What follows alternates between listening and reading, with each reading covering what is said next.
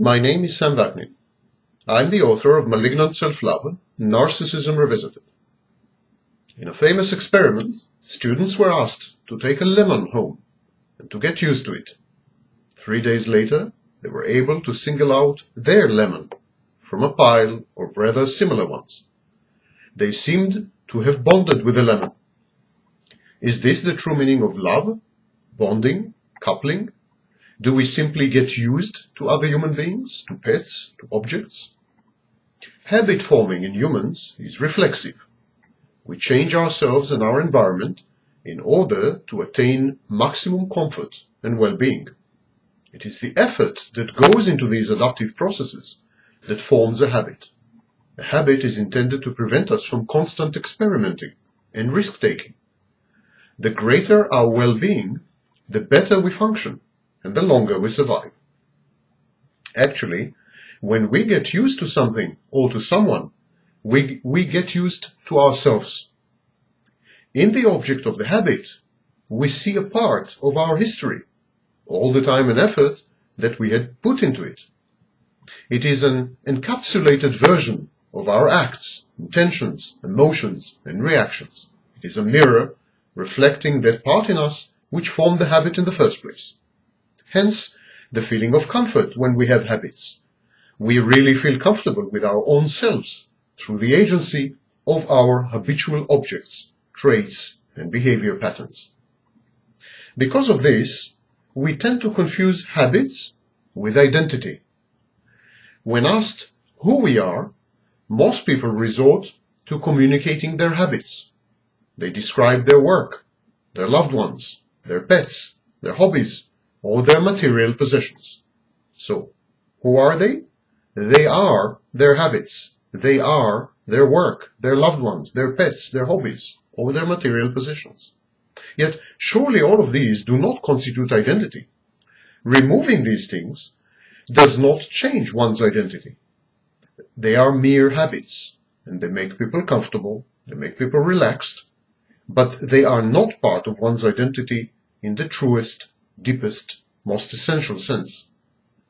Still, it is this simple mechanism of deception that binds people together.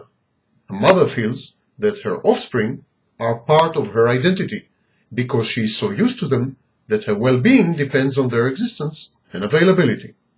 Thus, any threat to her children is perceived by the mother as a threat to her own self. Her reaction is therefore strong and enduring and can be recurrently elicited. The truth, of course, is that her children are part of the mother's identity in a superficial manner. Removing the children will make the mother a different person, but only in the shallow, phenomenological sense of the word. Her deep-set, true identity will not change as a result of the removal of the children. Children do die at times, and the mother goes on living, essentially unchanged. But what is this kind of identity that I'm referring to? This immutable entity, which is who we are and what we are, and which ostensibly is not influenced by the death of our loved ones. What can resist the breakdown of habits that die hard? It is our personality. This is what we call personality. This elusive, loosely interconnected, interacting pattern of reactions to our changing environment. Like the brain, the personality is difficult to define or to capture, and like the soul, many believe that it does not exist, that it is a fictitious convention, a construct. Yet we know that we do have a personality. We feel it, we experience it. It sometimes encourages us to do things.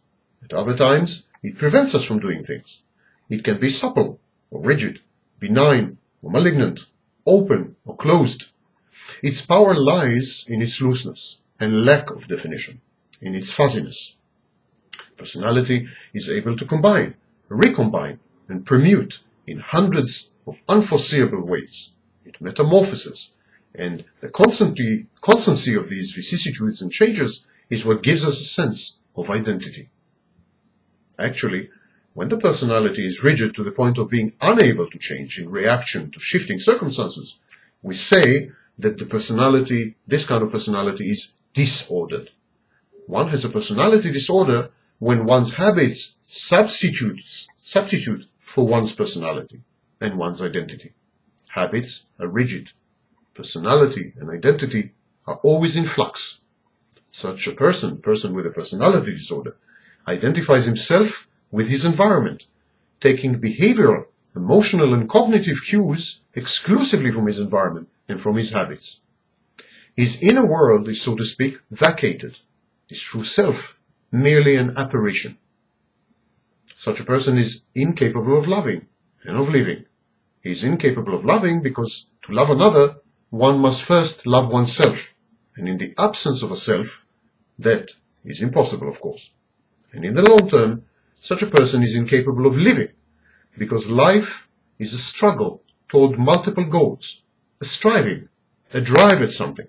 It's a process. It's change. Life is change, nothing fixed. He who cannot change cannot live, and people with personality disorders cannot change.